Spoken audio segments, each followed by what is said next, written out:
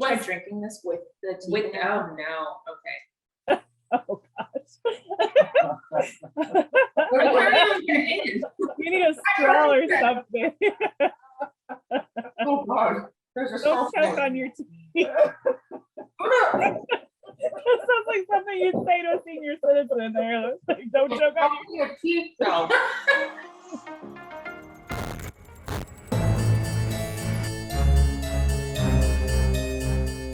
Hi everybody, welcome to Literary Lushes with your host Samantha And Megan. and today we are joined by our favorite, Angela Roquet, and special guest star Jeff, I mean Paul. Welcome guys. Hi.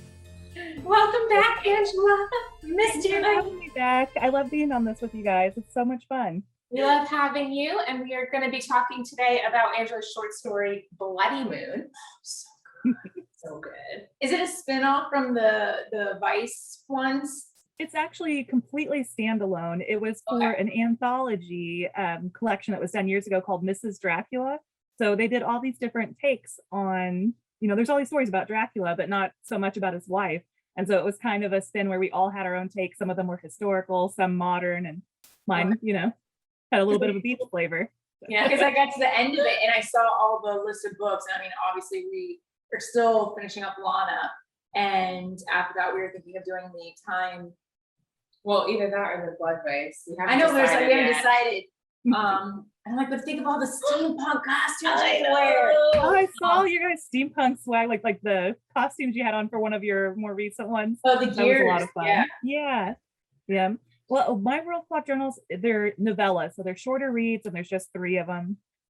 Blood Vice, they're full-length novels, and there are 8. And I'm still trying to finish up the short story collection for that world, but So maybe we'll start. Maybe. Okay. So anyway, either way, we're excited. Yes. And I was just curious because I saw the titles and I was like, I wonder if this connects to this because either way, they're all good. But But no, it's a totally standalone short story. I've got just a handful of those. So I like it. But before we get too far into that, I'm assuming you have all the. She created the drink.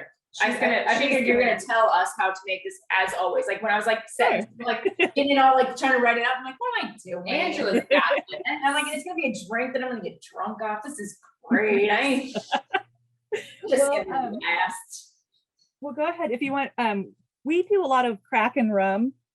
It's a really, really good spiced rum, and it's just a lot of fun. They have a lot of fun swag on their website too. But I thought for vampire squid for the drink that using Kraken rum would be kind of fun for it. So I just say a shot of each, however you want to do it, whether it's an ounce and a half, however you guys like to do it. Or half a glass. Or half a glass. It is, but do you want to use the little tumbler? Oh, is it ready? It's in, Okay. And the Kraken rum bottle is just fun. It is. So I did love in Bloodymoon how is hedonistic? Is that a word? Hedonistic. That one? Yeah, I think so. Yeah. I didn't listen to what she said for directions. Oh, She just said one just shot, half either an of it. ounce and a half. This is when I was bad in group projects. I was like, wait, what happened? So I bought this to do a drink with you guys a couple books ago too, and we've put a hurtin' on it. Like we're down to the blackberry brandy. It's really good. I really enjoy it. We must have finished it because we didn't have any. We had to buy a new bottle. Yeah, no, it's really good. I just pour it in ginger ale or Sprite sometimes, but blackberry brandy. So I do a shot of that each. Right. Here we go. Oh, I think we made our own blackberry. Oh, we did. We tried to poured- be fancy. Because the local place didn't have. Yeah, that's what it right. was. We had to get we had to get crafty with it. That's right. And this is just the grenadine, so like the pomegranate flavored. And I like my stuff sweet, so I'm probably gonna put a full shot each in with it too. I don't think is it non-alcoholic? I think it's just a flavor, right? So it won't booze it up too bad. You loosened it. Like you see, my hand is red from like. All right, I'm gonna put a splashing. I'm thinking I'm doing a little bit of a heavy splash is what I'm thinking I'm doing. Yeah, I don't like it's too sweet, but I'm excited. Oh yeah, look at that. Ooh, and it's bloody. I've got to cranberry juice here, but I think any red colored juice would work. So whatever you have on hand, you can even do ginger ale, which is another one of my go-tos. So, and then just top it off however you're. I'm not used to, okay, I'm struggling, don't mind me. All right, let's give it a little taster. Cheers. Oh, you got it? Okay. Cheers. Man, it's so bloody red. I know.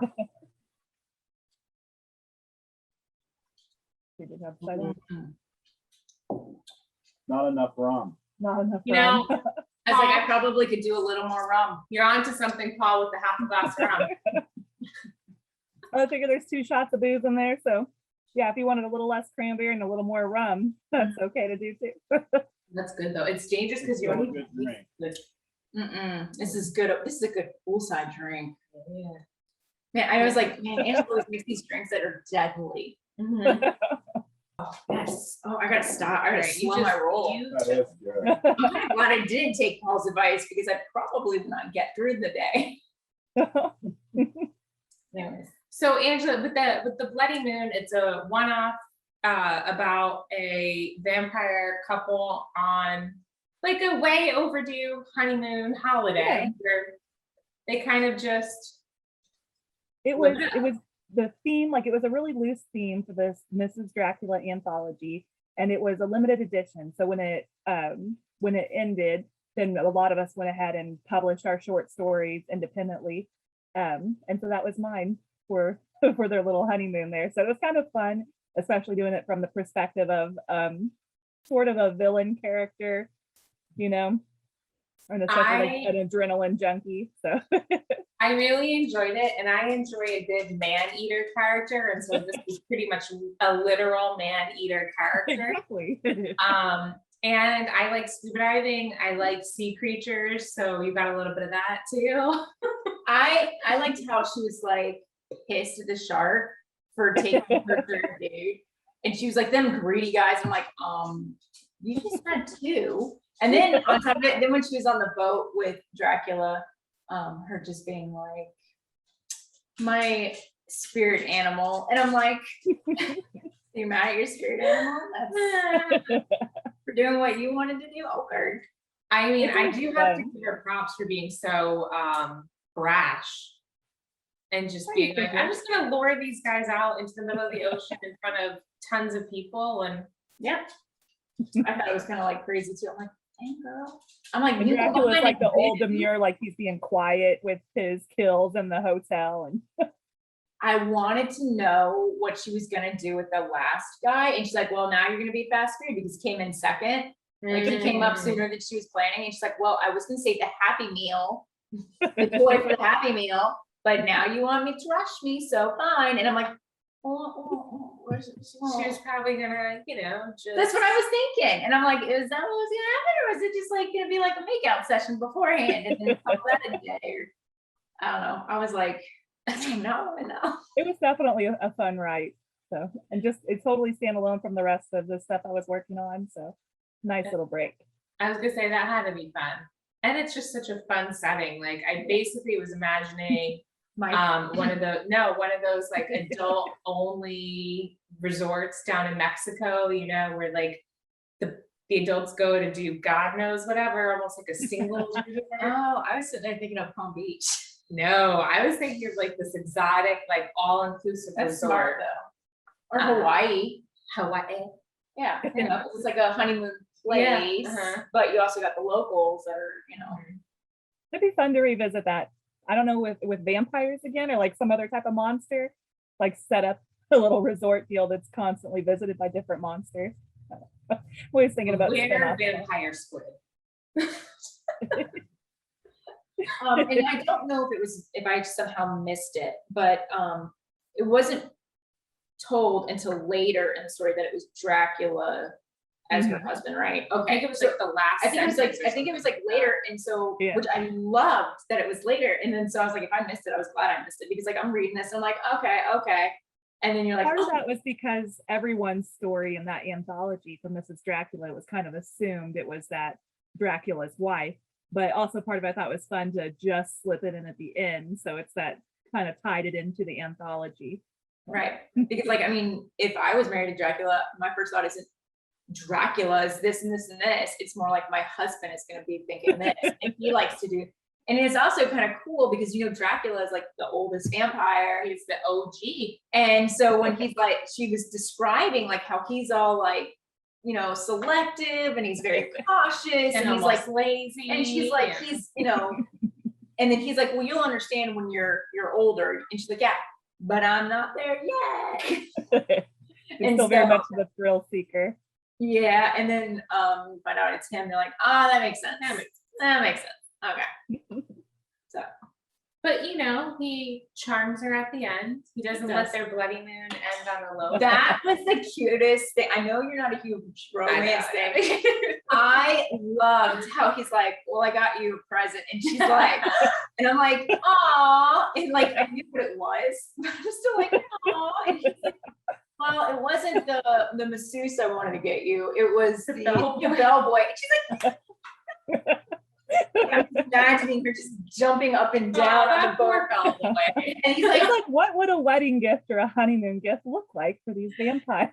And then he's like, already have everything they could possibly need. And then I almost died laughing because he's like, make sure you keep it on the tarp. And I'm like, I would have sucked it out of his pinky finger, all of it, if he asked me to. I'm so happy. And I'm just like on the tarp because he wants to make sure the boat stays nice. Yeah. This is really good. You see, I'm like not drinking this on purpose because I know I'm like eyeing it. Yeah, I've gotten down a little ways. I'm trying to sip at it. I'm like, I've got water over here. I should probably try to mix it up a little. You should see how much we ate and drank water today. We carb loaded today. We're trying like to lose weight, and then I'm like, today is just an exception. We cannot be. Yeah. My trainer's pretty thrilled on Monday when she asked me how my diet's going. I feel like it's going so well. Don't look at my podcast page. Actually, to ask Angela, the three bullies in the story. I mean, they reminded me of a lot of like guys that I know. So I had to know. Did you draw on any people you know for those characters, or was it more of just kind of general? They were like the generic young, you know, whether it's like fresh out of high school or just in the college dude bros. I thought this would be good, you know, and they kind of got that variety, the shy, nerdier one, and the, you know, clown. And to go. Basic tropes. I loved the tan beach bunnies. How pissed they were in the beginning. They were just like cougar, and I was laughing. Well, and I just like reading that scene, it played out in my mind in like slow-mo, like in a movie where she like the sunset, she like stands up, she throws off her cover. Oh, she's like strutting down the beach slow-mo, and all the beach buddies are like, I'm imagining them going, or that, yeah. And all the guys, you know, like they stopped playing volleyball like mid-match. And the one hits him in the head. Yeah. Or the girlfriend hits the one in the face, like, hey, I'm over here. Yeah, like that one meme that is yeah. Yeah. I definitely had fun with that short story. It's really nice getting a break away from the other. So and it was for those who haven't read it, I'm sure we just like spoiled the crap out of it. If you haven't read it, we'll probably have to put a thing in the beginning of this. It is a very short story. It's not a long one. It's like 24 pages. And I think it was like around 5,000 or 6,000 words. It's because I, you know, with it being just a digital edition. But yeah, and I think I have it up to like 99 cents. Lana Harvey's back from the dead this December in the first spin-off book, Life After Death. And as you guys can see, don't forget that Angela does have a merch store and it has some awesome shirts, cups, shot glasses. I thought you meant like cups. I was like, what? Oh, I mean, and with that, we say, stay lively with your libations. And thank you, Paul, for joining us. Well, thank you for having me. I hope it wasn't too much of a bore. It was a blast. Good time. You're welcome back anytime, as is Angela, of course.